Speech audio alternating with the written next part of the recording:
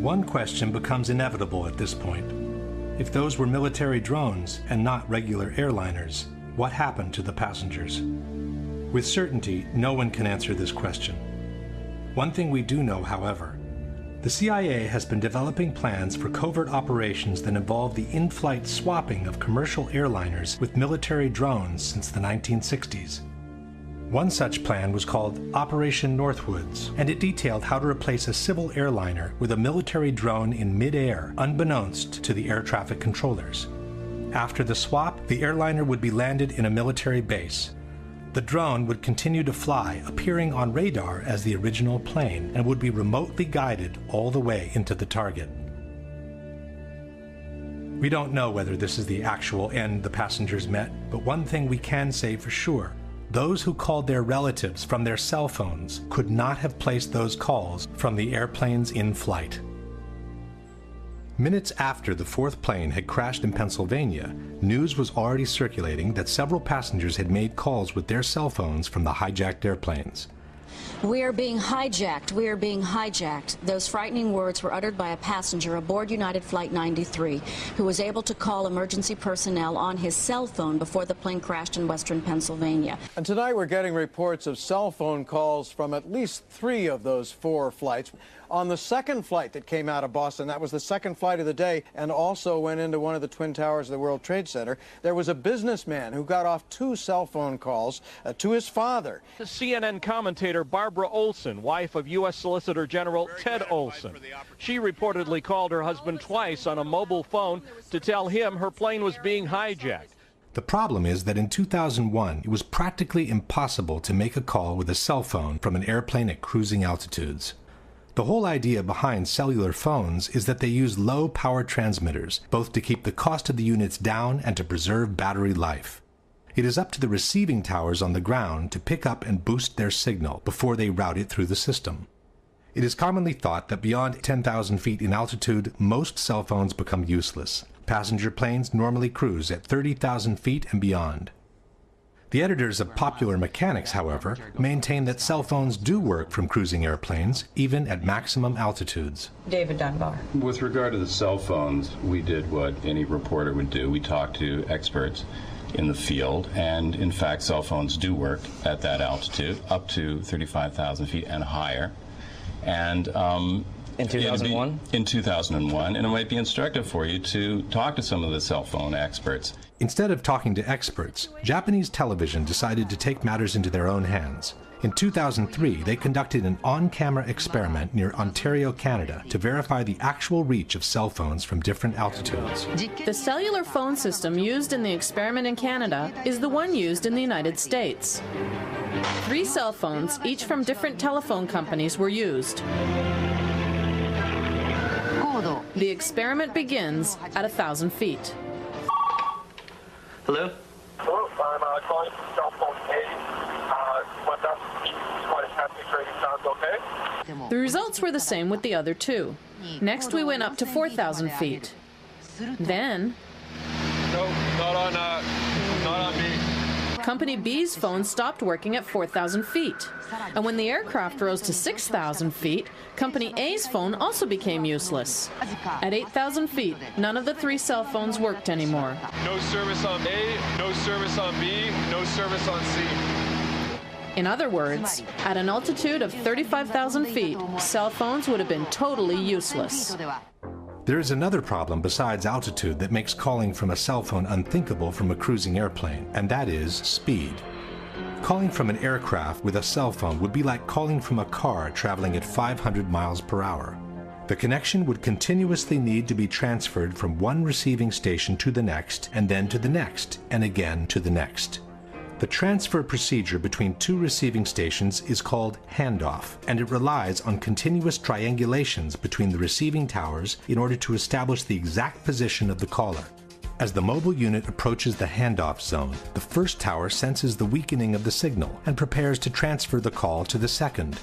When the second tower senses the signal is strong enough to take over, the handoff procedure is initiated. If everything goes well, the call is rerouted into the system by the new receiving station. But the speed by which an airplane approaches and crosses over the handoff zone is so high that the towers wouldn't have the time to complete the handoff procedure. The call would be dropped, and the person would need to dial the number from scratch. If one considers the altitude and the speed problems combined, it should be clear that the chances of having an actual conversation with a cell phone from a cruising airplane are practically nil. Even after 2001, both altitude and speed problems remain. In 2005, the Washington Post wrote, "Most cell phones can't reach a station from beyond 10,000 feet. Another technical hurdle is to find a way that cell phone calls would be handed off from one cell tower to another on the ground when an aircraft is traveling at 500 miles an hour." And even 10 years after 9/11, people who try to use their cell phone from cruising altitudes are bound to get the same results. Once it became clear that the passengers could not have placed their calls from the cell phones on the airplanes, the official narrative on this issue became more and more ambiguous and non-committal. Theodore Olson, who had initially told the press he had received 2 cell phone calls from his wife Barbara, changed his story to calls made from an airphone. And by the time the 9/11 Commission published their final report, only one mention on the cell phone calls remained. Shortly thereafter, wrote the Commission, passengers and flight crew began a series of calls from GTA airphones and cellular phones. No indication on which calls were made from cell phones and which ones with airphones was given. The authorities from the Moussaoui trial also avoided being too specific on the origin of the calls. Within the official documentation, they released this flash animation, which contains all the basic information on the 4 hijacked airplanes. By clicking on any of the flights, one can view the passengers list. By clicking on the telephone icon at the bottom, the passengers who have made phone calls are highlighted. And by clicking on any of the passengers' names, the list of the calls they have made is displayed. Each of the calls lists the exact time it was placed, the duration, the initial part of the number dialed, and the name of the person receiving the call. But the number from which the phone call was placed is missing. The only information available is the location on the plane the calls were presumably made from, row 30 in this case. It's as if the authorities were trying to suggest that the calls were made from airphones without having to put it down on paper. Only in 2 cases did the authorities openly state that a cell phone was used. One is the call allegedly placed to 911 by a passenger who had locked himself in a lavatory where airphones are not available. The second is a call placed by flight attendant C.C. Lyles to her husband, who later described his surprise in receiving a call from her cell phone in a television interview. Once the phone got disconnected, then I sat up in the bed like, it was like I just woke up. I'm like, was that a real call? So I looked at the caller ID and noticed that it was a call, and it was from her cell phone. And I'm like, okay, wait a minute.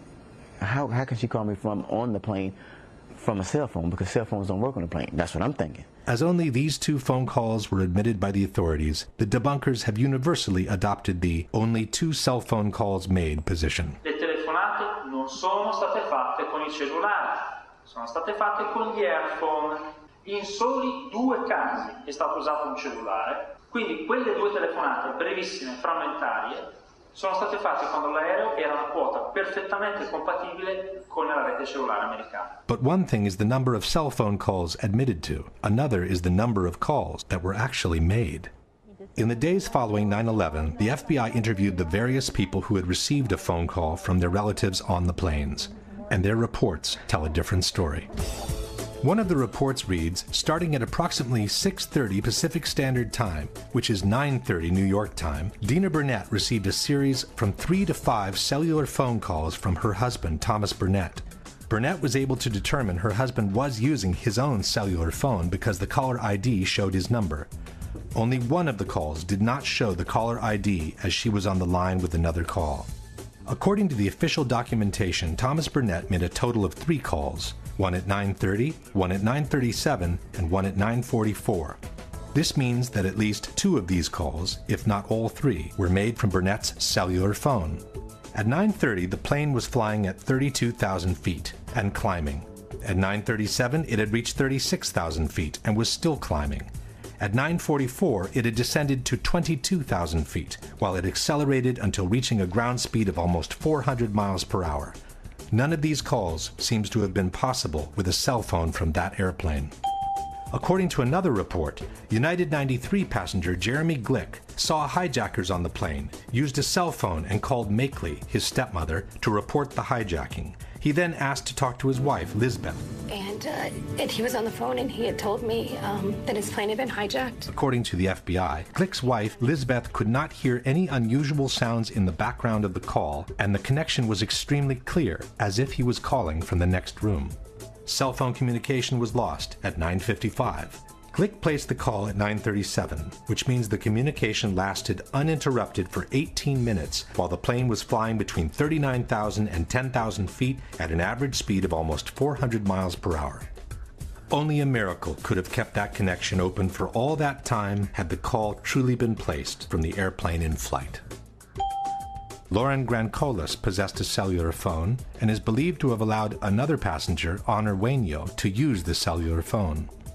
Wainio placed one call to her parents at 9:53, when the plane was at about 10,000 feet, traveling close to 400 miles per hour. Elsa Strong received a cell phone call from her sister, Lisa Gronlund, a passenger on United 93. Gronlund made the call to her sister at 9:46, when the plane was at 17,000 feet and traveling at almost 400 miles per hour.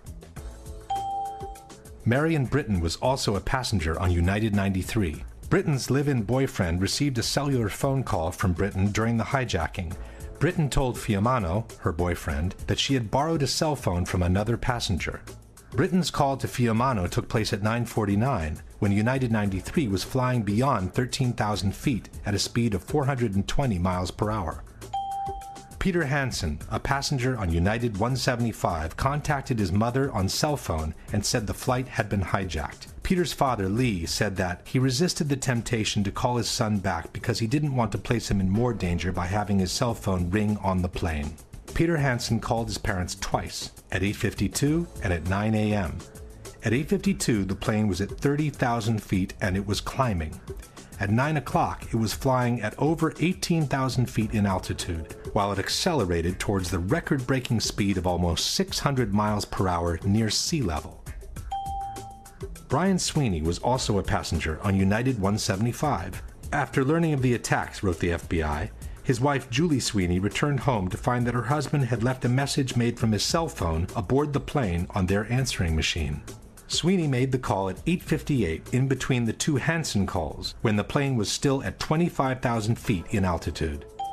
While any one of these phone calls could have momentarily been connected by a set of fortunate coincidences, it should be obvious that all these cell phone calls as a whole could not have been made from the cruising airplanes. Question: given the known limitations of the cellular phone system in 2001, can you provide any evidence that the cell phone calls made by the passengers reported by the FBI could have been made from the altitudes, at the speeds, and for the durations indicated for each of them? We do know, however, that the calls were made, as no one has ever doubted that the relatives actually received them. This opens the way to a disturbing possibility, which seems to support the in-flight swap hypothesis, that the passengers were forced to call their relatives under duress, pretending to be on the airplane, while in fact they had already been landed in some unknown location. In support of this hypothesis, we have different elements. One is the conversation passenger Todd Beamer had with a GTA airphone operator, Lisa Jefferson, during the hijack of Flight 93. It is through Lisa Jefferson that the whole world learned about the famous call to action, "Let's roll." When he told the guys, "Are you ready?" I assumed that they were waiting on his cue. Then they responded to him, and he said, "Okay, let's roll." The 9/11 Commission has established that the hijack took place at 9:28. Todd Beamer was connected to Lisa Jefferson at 9:43, some 15 minutes into the hijacking. The FBI report confirms that Jefferson received the call from Beamer at approximately 8:45 Central Time, which is 9:45 Eastern. But the contents of the conversation are strikingly at odds with the official narrative.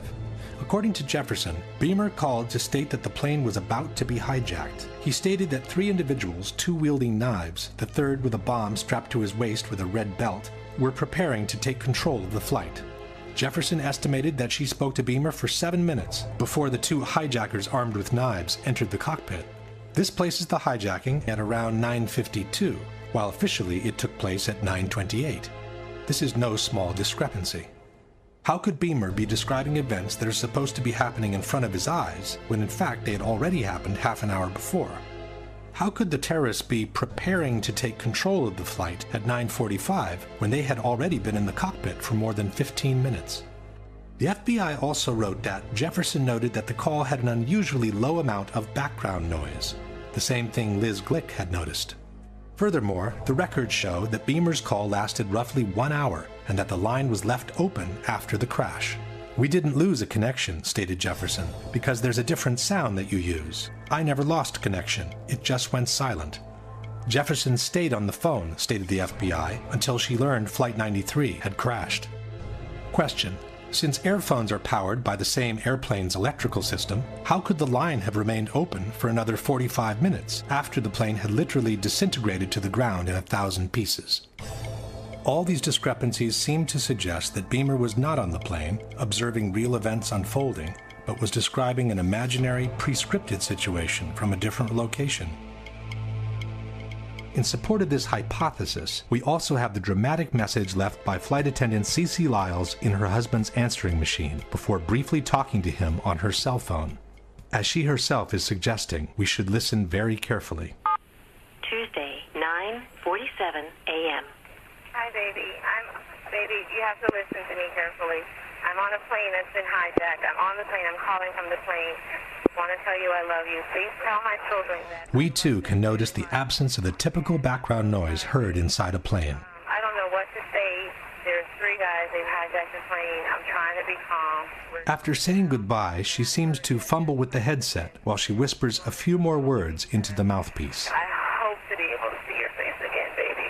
I love you. Bye. End of message.